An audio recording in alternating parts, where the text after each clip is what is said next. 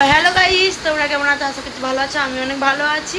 তো আজকে তো সকাল থেকে ব্লগ করতে আমি ভুলেই গেছি। তো আজকে আমার ননদের বার্থডে আছে। তো আজকে ওকে হচ্ছে রান্না করে হচ্ছে খাওয়া দাওয়া হয়েছে। ওর জন্য সাজিয়ে খেতে দিয়েছিলাম। ওই ভিডিওটা আমি হচ্ছে ব্লগের মধ্যে আমি ঢুকিয়ে দেবো। তো চলো, আমি এখন রেডি হয়ে গেছি।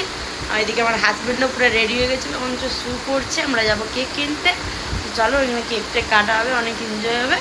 তো ছোটোখাটোর মধ্যে আমাদের ফ্যামিলির মধ্যে সবাই ফ্যামিলির মধ্যে আমরা সবাই মিলে ঘরের সবাই মিলে কেকটা কাটবো। তো চলো, আমরা হচ্ছে এখন রাস্তায় বেড়াই, তারপর তোমার সাথে দেখা হচ্ছে। Bye bye. হচ্ছে আমি এখন রাস্তাতে বেরিয়ে গেছি, কেক কিনতে যাবো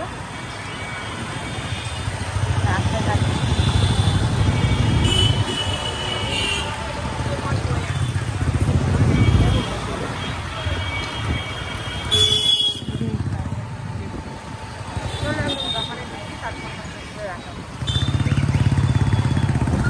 প্যান্ডেলটা দেখতেই পাচ্ছ, পুরো শুরু হয়ে গেছে। আর কিছুদিন পরে পূজা, দারুণ মানে পূজা সত্যি বাঙালিদের জন্য পূজাটা একটা আলাদা একটা ব্যাপার। আর বেশি দিন নাই পূজা।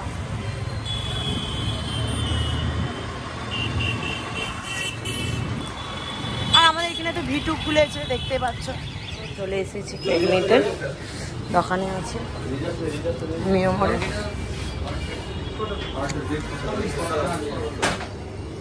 কেকটা বলেছি নেবো, এখন নাম লিখবে। কেকটা নিয়েছি। চলো, মিয়মার থেকে বেরিয়ে গেছি, যে কেক নেওয়া হয়ে গেছে। আমি গাড়িতে চাপবো আর বাড়িতে যাই, তারপরে আমাদেরকে দেখাচ্ছি সব কিছু রেডি করে।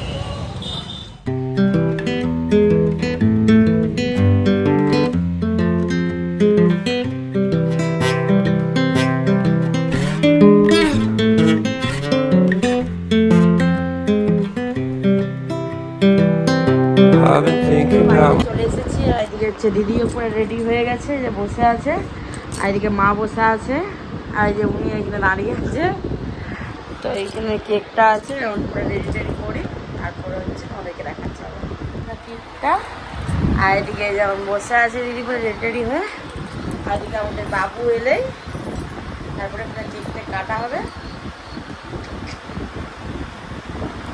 হালকার মধ্যে কিছু মানে ঘরে সবাই মিলে ছোটখাটো একটা এইদিকে ও চলে এসেছে।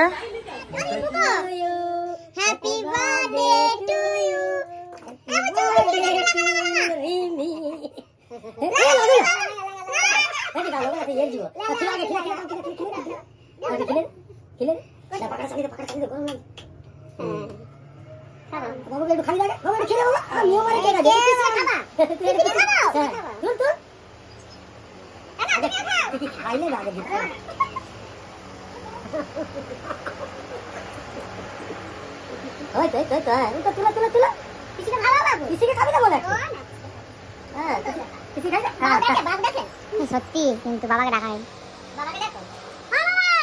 না, এখানে কি বাবা